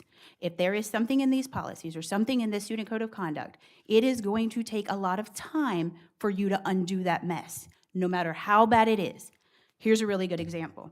In the current policy that you have one that says the school board is requires a planned program of school counseling to be an integral part of the educational program. The program may, and it gives a couple bullet points, and C says, provide responsive mental health counseling and services to students. Nowhere in this policy does it say whether or not parental notification or consent will be required. This is a serious responsibility. And without transparency, parents have no way to know who is counseling their child, what criteria is being used for this counseling, or how mental health services are being defined and delivered. I'm going to ask this board yet again to pump the brakes on what you can. You've already voted on the one that you can, but our Student Code of Conduct is every bit as egregious in some areas, to specifically the inclusion of ideas like social justice and restorative practices. So I'm going to ask you to pump the brakes one more time and really listen to the people out here in this audience. These are our children. We deserved a seat at the table. We did not get that. I hope you take heed this time. Thank you. Seeing no other comments, I'm going to close the public hearing, bring the vote back to the board. Can I get a motion for approval for D6? I'll move approval. I have a motion for Ms. Hanson. Do I have a second? I'll second. I have a second for Ms. Clark. Any discussion? I kind of agree with our constituents about notifying parents if one of our children is getting counseled by the schools. So, It's a state statute. It's by law, we have to do that. so what's the problem then? There isn't one. So what happens? It's not expressly written in our Student Code of Conduct, but state law would always trump anything in our Student Code of Conduct, and it guides how we write our Student Code of Conduct. So like we did with some of our policies where it's kind of redundant to say word for word exactly what's in state statute. State statute doesn't change based on what's in our Student Code of Conduct. So we're still held accountable by law. So you've got the law that trumps our policy trumps code of conduct, and then code of conduct down. Kind of like executive order. And it would, law, to Mr. Rossi's point, it's all the way also a procedural thing because it would be in the administrative procedures for how that process would look for somebody who is going to offer those services. Because if we were to put every procedure into our policies, how we do things, it would be 10,000 pages long. And via statute, the superintendent's role is to develop the procedures that make sure our policies are carried out to the fullest extent. In our discussions, we did add to our new set of policies some procedural oversight where we can have discussion with the superintendent about how he's doing that. In addition, some of you guys already know that I have had disagreement from a personal disagreement with Student Code of Conduct of many of the pages. And I was actually going to talk about this during my board comments because as a policy which we approve, I would like to, in either August or September, when it's not too busy, to pick up that process of going through the actual Student Code of Conduct. I've been on the board 3 years and we have not gone through that together as a board. So I think that's really important that we do that. And as was mentioned, some of the pieces in there are very difficult to get to. And Ms. Skipper and I had held forums before on topics that we needed to get parental input on, and I would like that to happen. And the reason I haven't mentioned it up until this point is the student code of conducts, when you actually go through by section, we're going to need to do research. We will need to have forums. And I figured if you targeted August or September for the start of that, then as nobody likes last minute changes, so that would give us a year all the way up into the next time that we vote for the student code of conduct. Give us enough time to make sure that we do it right and extend that to the public to have input. So that was my only comment is, yes, I'm approving, I'm voting for it now, but I would hope that we would take the time to go through that and engage the community on parts of that student code of conduct. All right. Any further discussion? No, I just hope that discussion answers their questions. All right. All in favor signify by saying aye. Aye. Any opposed? Motion carries 5-0.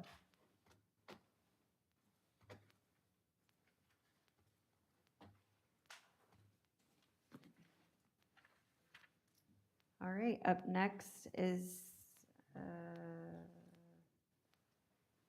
adoption of the consent agenda. Can I get a motion?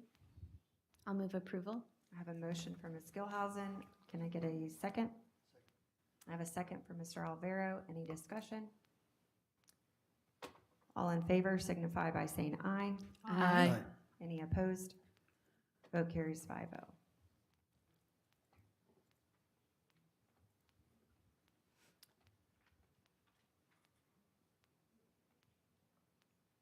All right, and at this time, we are going to have presentations from the audience, and I only have one comment card, and that is Miss Judith Chappelle.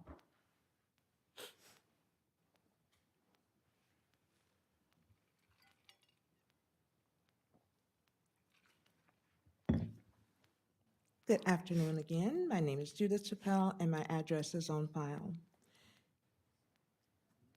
So my comments, and I'm going to try to be real quick because I have a couple of things I wanted to discuss.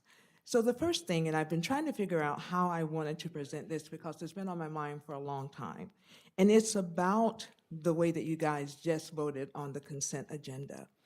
And I know, as I mentioned before, that I do watch you guys' workshops and kind of have an idea of what it is that you guys are talking about. And I know a lot of my friends watch the workshops, but I know several people don't. And one of the things that I was thinking about is how is it that we can get more people engaged? Like how the room was packed before, but now it's like nothing.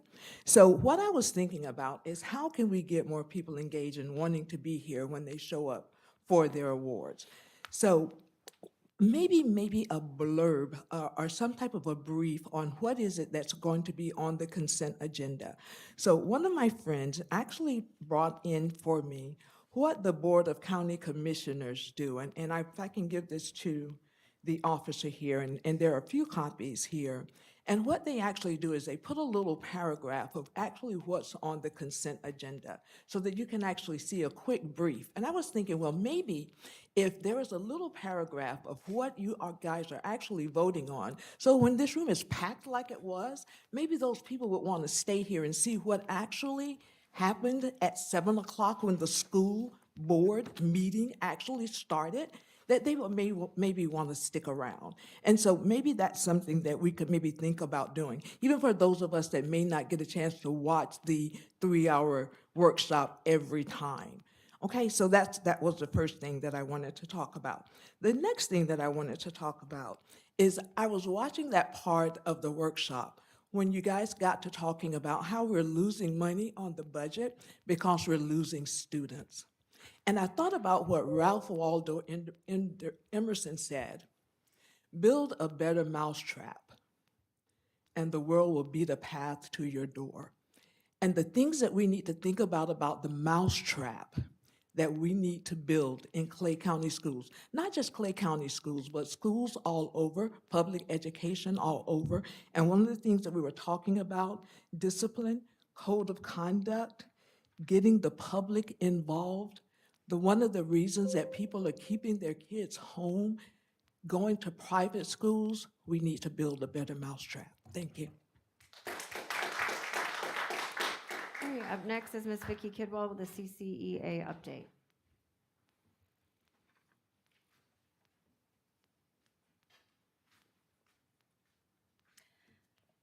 Good evening.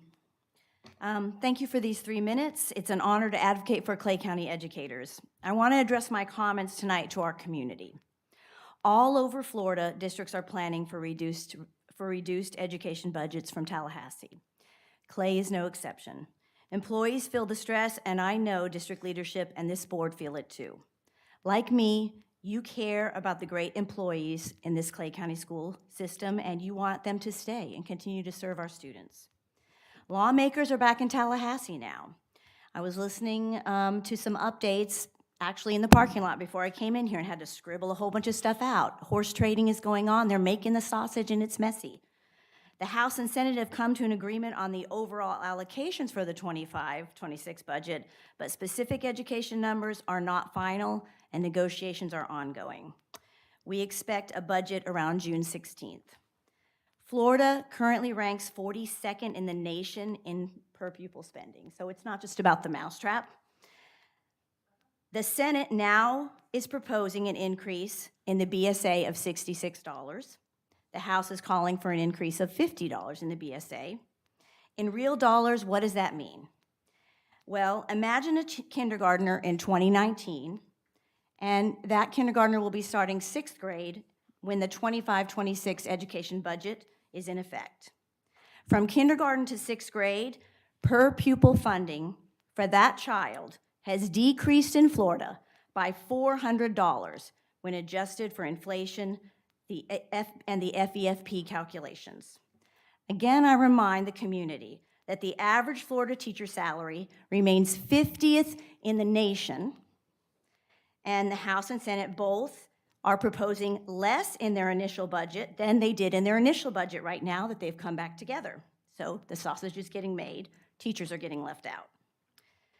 The House proposal, what does it mean? It means about $500 annual raise for teachers. $500. That is not going to fix the problem. What I'm asking for, what CCA and all educators are asking for, is that parents, the community, teachers, you get a hold of your friends, your community members, and everyone who cares about our students, and you make phone calls, and you email, and you talk to legislators, and you tell them how important our public schools are. We have 3 million Florida students, and they deserve to be funded appropriately. So, this meager increase in salaries will not raise us from 50th place. We need them to do better. Please speak up, parents, community members. It's not about the mousetrap. The mousetrap is getting old and worn out. We need some funding. Next up is Mr. Lonnie Roberts, CESFA update.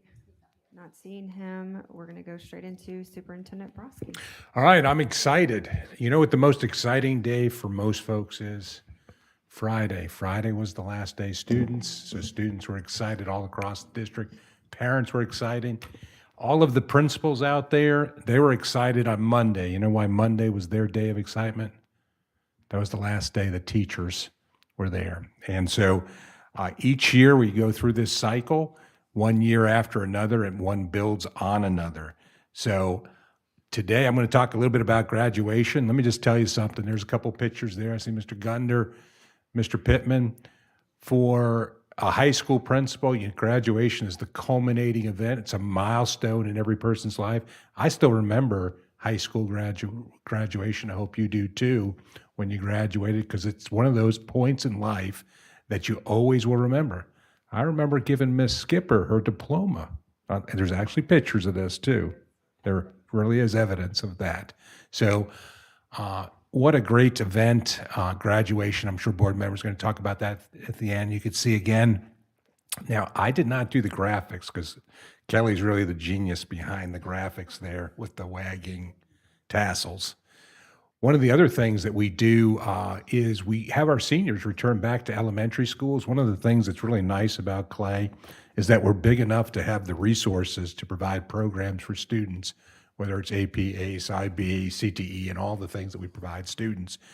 but it's also small enough where we all know one another, right? And so one of the great events is when all the high school seniors, they actually go back to their elementary schools with their cap and gowns on, and I can just remember those students coming back, and students that are there, they're in awe by these big people that show up with their cap and gowns on. So it's one of those traditions in Clay County that truly makes Clay County the great place it is. Again, you can see them all going back. There's Middleburg Elementary on the left. So congratulations to the class of 2025. Fantastic, fantastic job. Great school year. Now, let me just say this about our administrative group. Teachers left on Monday. On Tuesday, we were in 3 days of training and probably ended around 2:30, 3 o'clock today.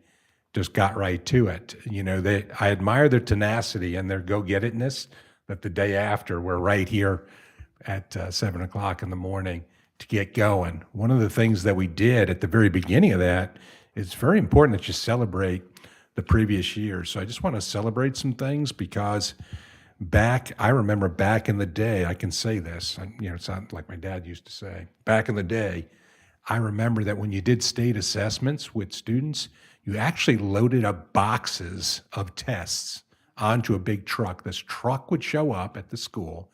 You would load boxes upon boxes, almost like moving out. These boxes would then be driven to Tallahassee. Tallahassee would score them, and like 4 weeks later, you found out how you did. Right? It was kind of crazy. Now, through the magic of electronics, we see how students are doing real time every day. So every day, I would open my computer, look at the entire district, see how we're doing. And like the stock market, some days you went up and some days you didn't, right? And so principals across the district would look at that every day and they'd intently say, okay, how's my students doing? Are we doing this? We're doing that, all those kinds of things. When it gets towards the end, you have a pretty good idea, but you don't have the ability to totally scrub the data to have 100% confidence in how you're doing at this point. You also don't have the comparative data, like how did we do against compared to other districts, which you know is one of my favorite things to do, right? To see how we stack up against other districts. So when you looked at, I would like to recognize 4 schools tonight, just verbally, fantastic jobs. Charles E. Bennett Elementary School, 61-point increase from the previous year. They're doing great things at Charles E. Bennett Elementary School, really are. Clay Hill Elementary School, an 82-point overall improvement from the previous year, year on year. Middleburg Elementary from C to A, although principals told me don't throw out the letter grade because it's not official until Tallahassee says it is at the end of the month. But we can actually see all the data, so we kind of know that it's going to happen. Middleburg Elementary from a C to an A school in one year, and Orange Park High School. Orange Park High School is one of those schools. It's right on the verge. It's like a B plus, almost A. We're talking about the difference could be up to 4 students and 4 students on alternate assessment. Could be the very difference between an A and a B. So, but in any case, however it shakes out at the end of June, darn good work happening at Orange Park High School, and I'd just like to recognize them. By our calculations, we had 6 schools go up a letter grade. Many schools remained still in their A status, and so we'll wait to see at the end of June, but a lot of great work done with students academically, so I'd just like to recognize that. So we had about 200 school leaders come here to Fleming Island, 2.5 days. Our focus is called Make an Impact. Last year, we talked about intentionality and being intentional about what we do, because you have to have a plan for each and everything that you do on a school campus, because if you think it's just going to happen, it doesn't happen with having a system in place. And we stress that because you rise to your goals, you sink to the level of your systems that you put in place. And so we want to make sure that our systems are strong. From what I saw in the 2.5 days, very proud of the work that's put in. Feel like they're getting already ready for next school year. We had a couple guest speakers. Jamie Suarez, who's the 2025 Teacher of the Year, was a teacher at Argyle, by the way, and also taught at Discovery Oaks. Now she's in Hernando County. So I don't know. I think it was a husband thing, a military thing. But she came and talked to the group. And then we had Mike Pickett, who's local, the husband of Treasurer Pickett, talked about being only a 15-time state champion soccer coach and some of the things about leadership that it takes to be successful and how to build a winning culture.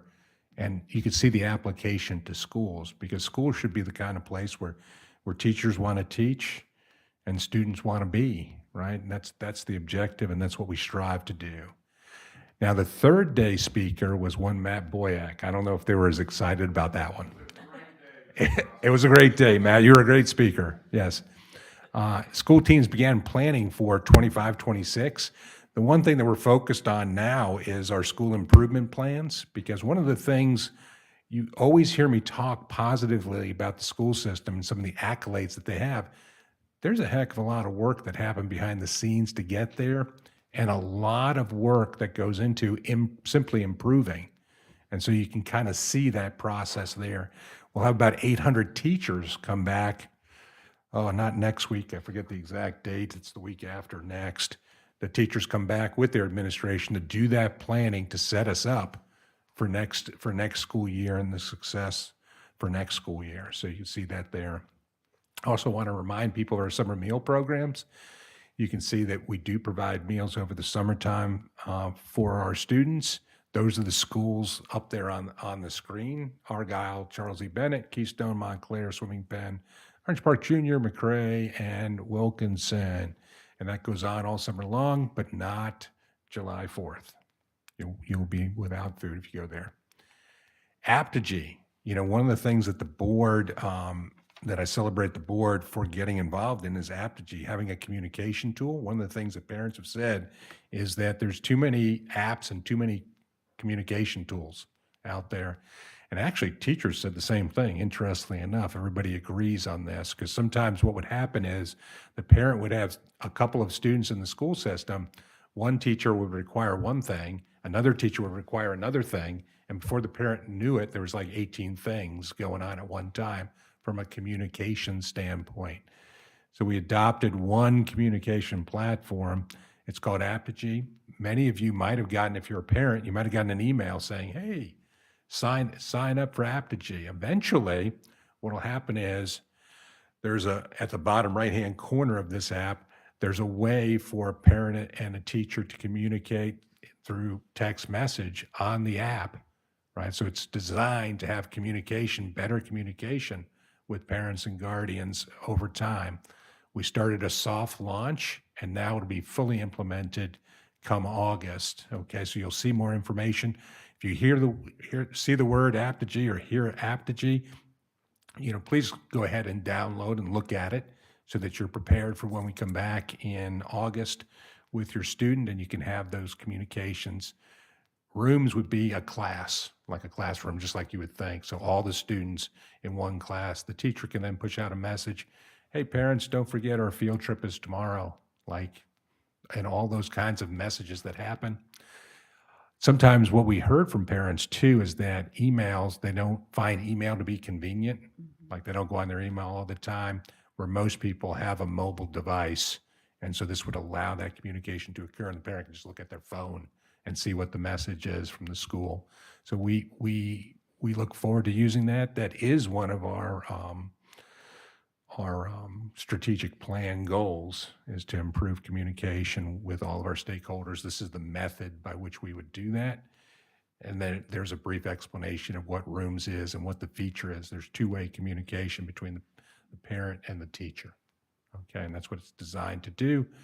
Also for clubs, sports, all of those things, you can create a room there, and it would include that message and pump that message out. So it's also a way, I hate to say this, to protect children, because now all of that, it would be monitored, because you have to retain those records under records law. So we would be able to see any of those communications, not individual texting from personal phone, which is not supposed to happen, of course.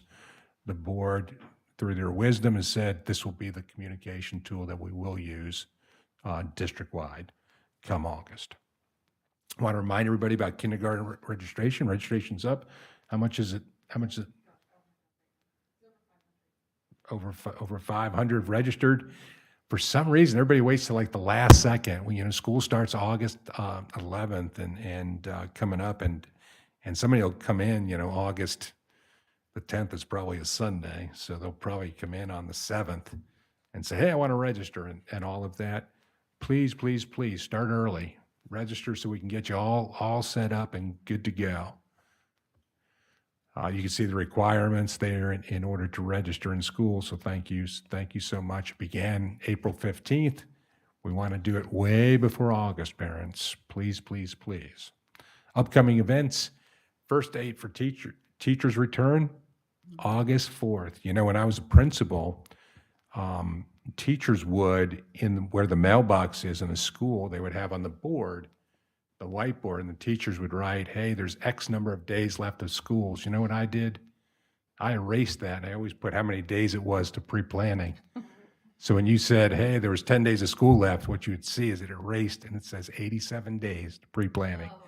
Let's go, right? Because one of the things that's great about what we do is we always look forward to the next year. We're always interested in improving what we did. Very few jobs have the opportunity to improve year on year like that. Most people have jobs that it's the same all year. We have a beginning and an end, which provides the opportunity to make changes. So we're blessed in that regard. Thank you so much. I appreciate it. Thank you, board. All right, school board attorney remarks. Good evening. Look for in the next couple of weeks a legislative update from our office going over some changes in Florida law. There's a few things that'll directly affect the school board. Some other things maybe not, but we'll include that in our legislative update. So we should have it to you soon. Thank you, and that's all I have from our office. Thank you. All right, let's start with school board member remarks. Ms. Gilhausen, would you like to go first? I'll keep it brief. I think it was a wonderful end to the school year. Lots of positive movement academically and athletically, like we celebrated tonight, and enjoyed all of the end of the year festivities, and graduation was the perfect capstone to it all. And just want to wish everybody a safe and enjoyable summer. Mr. Alvaro? I wanted to share that since elected to the Clay County School Board, I have dedicated significant time in getting to know our school administrators. I have responded to dozens of emails and text messages from concerned parents, teachers, and community members. While I have made a good start, a good head start, there is still much more to be done, and I believe there is always room for improvement. One of the most memorable experiences I had so far was the privilege of attending to our 4 high school graduations and celebrating the achievement of thousands of students. Seeing their happy faces and shaking their hands was amazing. Their diverse personalities and the promise they represent gave me hopes for a better and brighter future.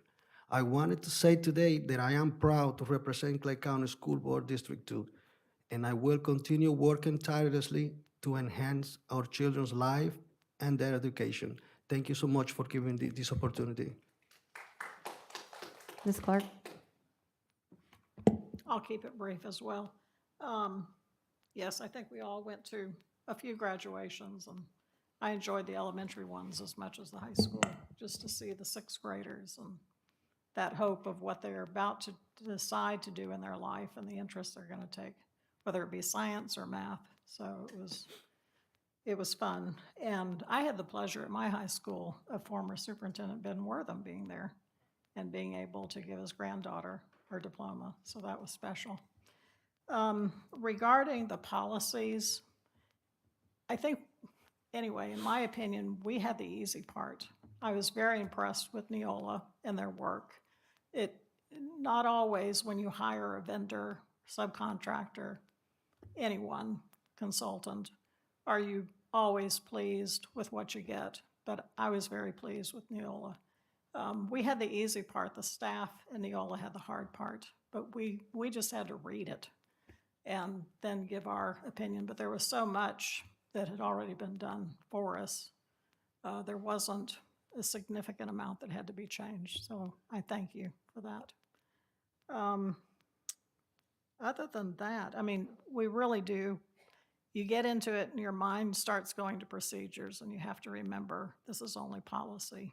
We couldn't possibly get procedures in this section. Overall, let's see. When we talk about reading, and obviously we've been doing that regarding banning books, not banning books, I would love for the school board to try to find a way to where when our students leave elementary, that they still have an interest in going into our libraries. And what is that going to take? I just think that we're smart enough to come up with some ways that maybe we can help the staff in whatever they need. And I think that's why we push the Dolly Parton Imagination Library, because from 0 to 5, we want these children to learn that love of reading and to always have that desire no matter what age, whether they're 80 or 8. And it's so important. But if we can just talk about it and maybe find something that we can help our staff. Not that they need our help, but I would really like to see us focus on that. Other than that, I just pray that we all our employees and all our students come back to us safe next year and have a great summer. Thank you. Ms. Hanson. So a couple of things. It's more like rambling for me because it's so odd. I never thought I would think about Mary Bola as often as I do, but when my husband and I kind of had this joke, like when Mary left, because she went to everything, right? He's like, you need to be the new Mary Bola. You need to go to everything. And honestly, I really have. It's almost everything. I think I went to 8 fine arts things in a row with Mr. Brodsky. And I thought to myself, for her to do that for those many years, I mean, honestly, it wore me out, probably 30 things in a month. But to top it off, the joy that you get going is why Mary did it. And I get that same joy at watching the successes of Clay County students. If I could, I want to respond to a couple of things and maybe get some clarification from the superintendent. So one thing, when are we archiving? Is there a date for archiving the policies and uploading the new policies? Yes, immediately. We can start do it the immediately process, after we yeah. vote. Yep, you've already voted, so we can archive the old ones and bring in the new ones. Yeah, so we'll archive them in a separate folder so people can actually see the changes that we made from those. And then all the other ones will be there in a searchable format by section. Okay. The other thing is, I was thinking about, when we were talking about having like a brief summary or whatever of what we talk about, it is very difficult. I wear a hearing aid at the workshops, and there is a lot. We've done our best, and we've tried to make it quieter in the workshop, to make it better for people to hear us. It is very difficult to hear us. I actually had to watch a workshop when my mother-in-law passed away. Very difficult to hear our conversation. So by state law, the superintendent is required to take minutes, and I know that Ms. Bonnie does a great job. The summary is already written for us. Do we post those where people can find them for the workshops? Because the summaries are fantastic.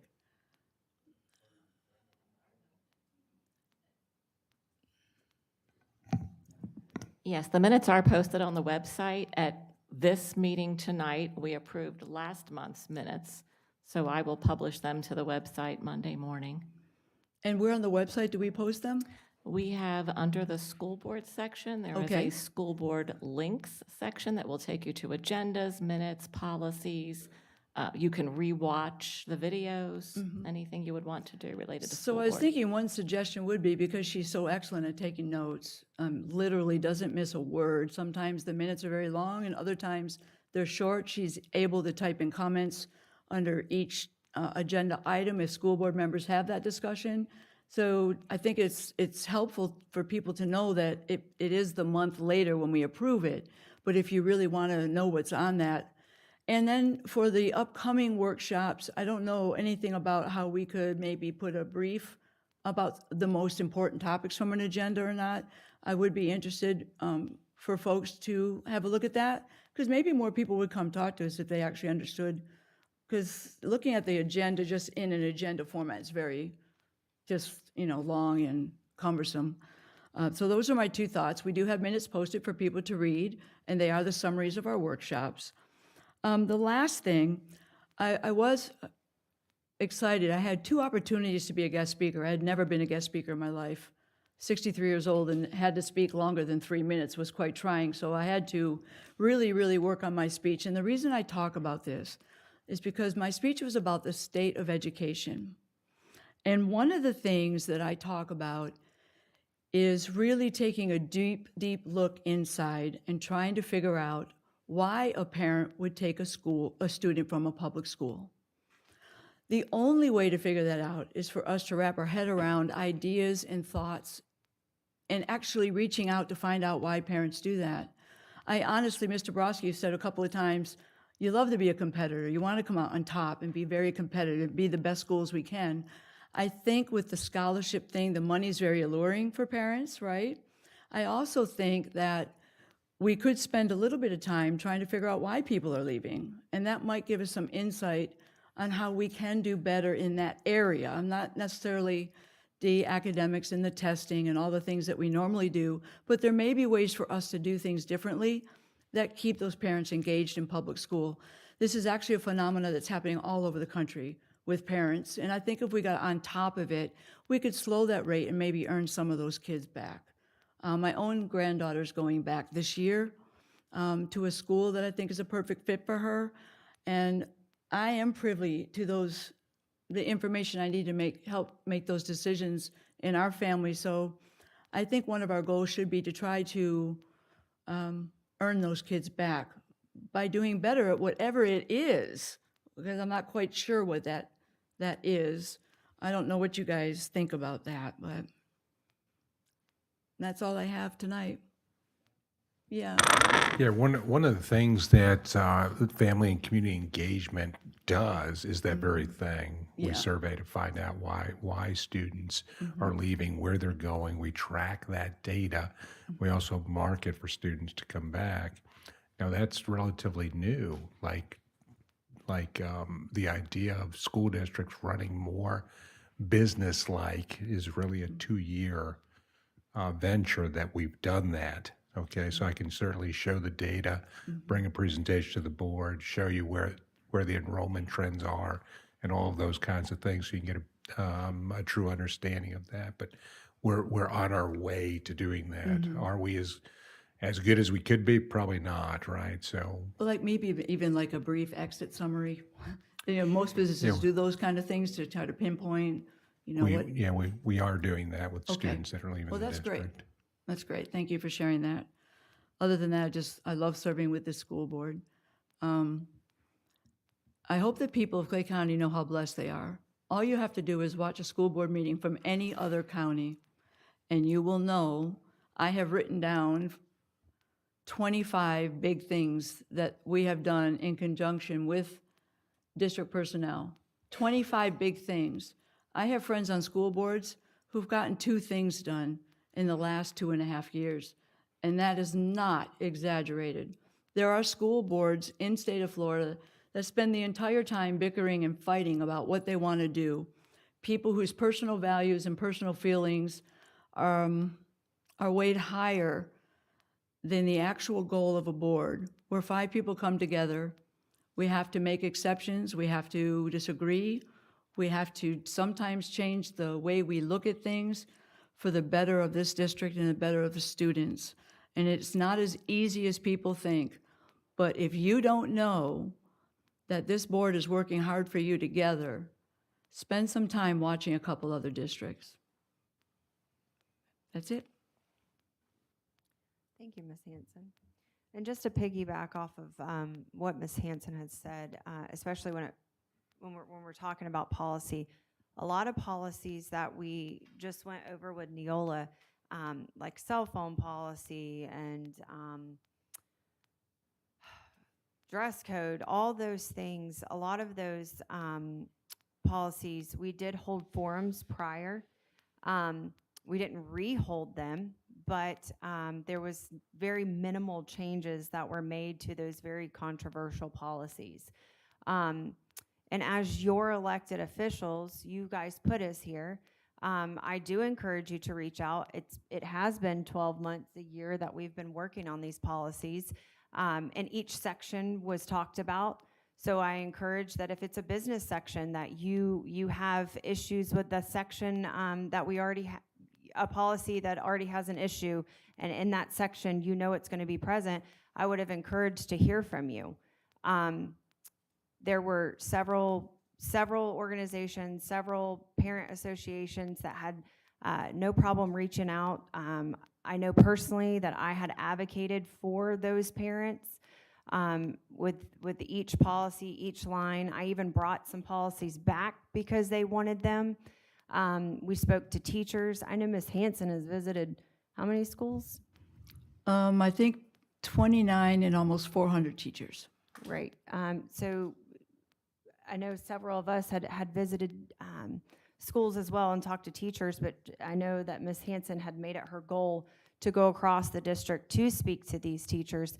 So a lot of things were discussed, and a lot of things policy-wise were brought back to the board and advocated upon, and for the last year, quite frankly. So I just wanted to touch on that, and having went from less than 100 policies to over 500, a lot of it, yeah, it is state statute. So it brought us up to speed, if you will, on making sure we crossed our T's and dotted our I's as a district, but also so that we can advocate for our students and put our students first with the alongside of parents making those decisions. So if a lot of things, like we discussed, were repetitive or taken out, or state statute trumps our policies. Our policies trump procedures and student code of conduct. That's how it works. So I want parents to be secure in knowing, to not be stressed out if a state statute is there, it will trump whatever is put in place. But I know that we have taken an incredible amount of time, very sharp attention to detail to these policies. And again, they are working documents. We can bring them back. I know we're going to be on a schedule to review these policies every year now. And if we as a board feel that it's necessary to bring it back sooner, we will. So I just want to emphasize that and let you know, as your elected officials, we make those decisions for you. And if you have a concern, please reach out to us. And then I also want to inform the rest of the audience, if you haven't already found out, we have a school board flyer that's going out. I know some people have seen it. They were excited about it. That gives you board business that is upcoming, things that have already happened, how we're spending your money, some beautiful projects and not so beautiful projects, but educating people on why things, well, not necessarily why things cost so much, but that things do cost a lot of money, and we're trying to do what we can as your board and elected officials. And then lastly, I know nobody cares about my personal life, but I have to say this because 20 years ago, oh Lord, I was in 9th grade 20 years ago at Middleburg High School. Mr. Broski was my principal, and I thought about all this because graduation's right here around the corner. I know when you add these years, man, it's bad. I did meet my high school sweetheart, and we survived. And we are celebrating 16 years today. married, so I have to say that. I have to pull a Mr. Broski. Everybody knows Sue. Now everybody can know Josh. So happy anniversary, and thank you to all the teachers and staff and principals and administrators, because I will tell you that my husband and I would not be in the position that we are in if it wasn't for CTE programs, actually, and Clay County Public Education System. So thank you all. Enjoy your summer, and this meeting's adjourned.